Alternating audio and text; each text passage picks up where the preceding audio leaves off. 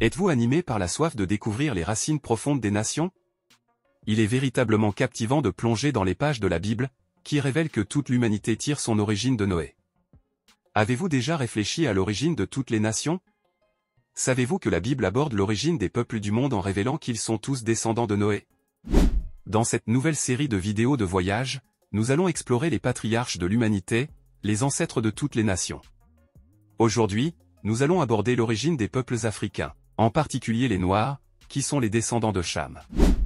Exprimez votre enthousiasme en cliquant sur le bouton j'aime. Après avoir visionné cette vidéo, partagez vos réflexions, contribuez à élargir notre audience. Plongeons ensemble dans l'épopée de Cham, le patriarche ancestral des Noirs. Post-déluge dévastateur, Noé et sa famille se dressent comme les derniers témoins de l'humanité. Leur destin divin, repeupler la terre. 8 âmes, Noé, son épouse, leurs 3 fils, Sem, Cham, Japheth, accompagnés de leurs épouses, deviennent les acteurs de cette renaissance. La Bible dévoile également les origines des peuples noirs, établissant Cham comme le patriarche de ces civilisations anciennes. Explorer les racines des peuples noirs nous invite à une exploration approfondie de l'apparence de Noé, une figure éminente dans le récit de l'humanité. Pour comprendre pleinement cette histoire, il est essentiel de plonger dans les profondeurs de la diversité ethnique résultant du mariage entre Noé et sa femme, une union qui incarne la fusion de lignées ancestrales variées. Cette diversité remarquable se manifeste à travers une mosaïque d'enfants arborant des teints divers, chacun reflétant la richesse et la complexité ethnique qui caractérisent cette lignée exceptionnelle. En explorant cette dynamique, nous dévoilons un tableau fascinant de la diversité humaine qui émerge des récits anciens, jetant ainsi une lumière nouvelle sur les origines des peuples noirs. Au Brésil, ce creuset d'ethnie s'illustre par son histoire de colonisation portugaise, la cohabitation avec les peuples autochtones et l'impact de l'esclavage. Cette fusion a forgé le Brésil en une nation où convergent pratiquement toutes les origines, donnant naissance à l'une des plus grandes populations métissées au monde. Des fratries aux palettes ethniques diversifiées ne sont pas rares, une réalité partagée avec le Mexique, où le métissage entre autochtones et colons européens, principalement espagnols, a modelé une population métissée significative.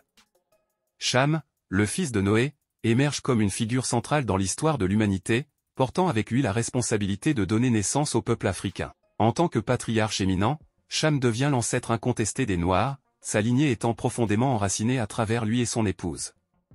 Que votre généalogie remonte à des ancêtres noirs ou que vous soyez vous-même une personne noire captivée par cette exploration historique, la Bible affirme de manière catégorique que vous êtes le descendant de Cham, le fils éclairé de Noé.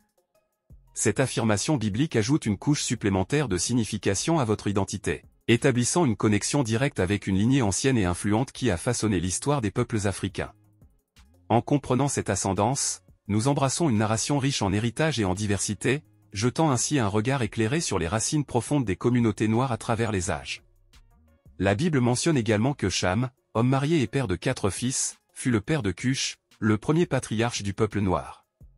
Cush, dont le nom signifie littéralement un noir, établit le royaume de Cush dans la région du Haut-Nil, actuellement au Soudan. Cette civilisation prospéra avec Méroé comme capitale, rayonnant sur l'Afrique du Nord-Est pendant des siècles.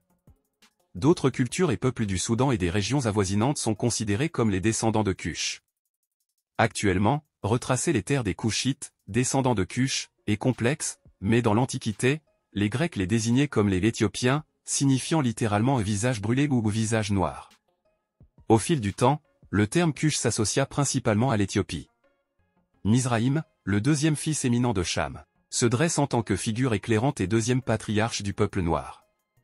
Son nom, dérivé de l'hébreu, prend une signification profonde en tant que lien avec l'Égypte antique. Littéralement traduit par l'Égypte, le nom Mizraïm offre une dualité intrigante en suggérant également deux Égyptes ou double forteresse. Cette interprétation évoque la riche complexité de cette civilisation ancienne, la qualifiant comme une région dotée de forteresses imposantes ou une terre délimitée par des frontières distinctes. En plongeant dans l'héritage de Mizraïm, nous découvrons un lien ancestral fort avec la population égyptienne antique, peuplant la région que nous identifions aujourd'hui comme l'Égypte. Cette connexion transmet une profondeur historique, illustrant comment les descendants de Mizraïm ont joué un rôle crucial dans le façonnement de cette grande civilisation. À travers cette exploration, l'Égypte se révèle comme bien plus qu'un simple emplacement géographique, elle devient une toile vivante tissée par les générations successives de la lignée de Mizraïm, une véritable double forteresse symbolique, enracinée dans l'histoire millénaire des peuples noirs. Puis, le troisième fils de Cham, dont la signification est littéralement Abba, est considéré comme l'ancêtre des Africains, référence aux tribus anciennes de chasseurs. Les descendants de Pu sont associés à des régions en Afrique et au Moyen-Orient, notamment la Libye, la Somalie, la Nubie et d'autres parties d'Afrique de l'Est, selon différentes interprétations bibliques. Bien au-delà de ces régions initialement mentionnées, des interprétations élargies laissent entrevoir que les descendants de Pu ont pu étendre leur influence et occuper d'autres territoires significatifs de l'Afrique de l'Est. Cette perspective suggère une dispersion intrigante de cette lignée ancienne à travers des régions qui, bien que non spécifiées, témoignent de la diversité et de la profondeur de l'impact des descendants de Pu sur ces terres. En clair, le quatrième fils de Cham, Canaan, et ses descendants, connus sous le nom de Cananéens, se dessinent comme des acteurs majeurs dans les récits bibliques, en particulier dans l'Ancien Testament. Ces Cananéens, peuple d'une diversité riche et fascinante, occupaient la région de Canaan bien avant l'arrivée des Israélites. Leur histoire, toutefois, est marquée par des tragédies profondes, notamment des pratiques cultuelles condamnables qui ont finalement conduit à leur défaite face aux Israélites.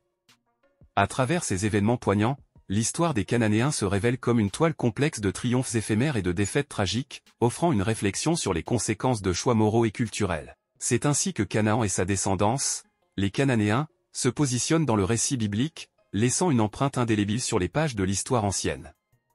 Les fils de Cham, Cush, Mizraïm, Pu et Canaan, ont peuplé le continent africain et migré vers l'Asie, atteignant même l'Australie où ils se sont mêlés aux descendants de Japheth. Cette union a engendré des peuples autochtones, marquant une fusion de populations africaines et caucasiennes, contribuant à la formation de certains groupes asiatiques. En outre, les descendants de Cham, à travers l'un de ses fils, ont atteint l'Inde, donnant naissance au peuple Dravida. Ainsi se clôt l'histoire de Cham, l'ancêtre du peuple noir. Restez connectés pour la prochaine étape de notre série sur les origines des peuples selon la Bible.